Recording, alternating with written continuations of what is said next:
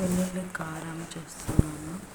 ఇది వైట్ రైస్లో చాలా బాగుంటుంది. దానికి కావాల్సినవి ఒక జార్లో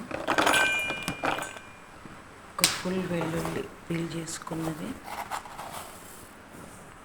1 స్పూన్ జీలకర్ర, కారం 2½ స్పూన్స్,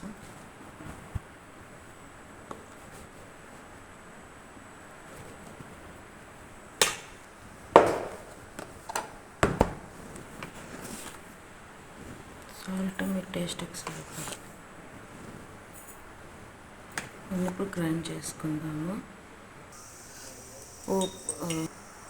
ఇలా గ్రైండ్ చేసేసుకున్నాక చిన్న కడాయి పెట్టేసేసుకొని 1 స్పూన్ ఆయిల్ వేసుకొని, ఆయిల్ వేడెక్కిన తర్వాత వెల్లుల్లి కారం వేసేసుకోవాలి. ఆయిల్ వేడెక్కింది. ఇలా ఒక 1 మినిట్ ఫ్రై చేసేసుకోవాలి ఆయిల్లో. వేడి అన్నంలోకి నెయ్యి వేసుకొని తింటే చాలా బాగుంటుంది. పప్పులోకి పక్కన సైడ్ డిష్గా నంచుకొని తిన్నా కానీ చాలా బాగుంటుంది. ఇది ఫ్రై అయిపోయింది, ఆఫ్ చేస్తున్నా.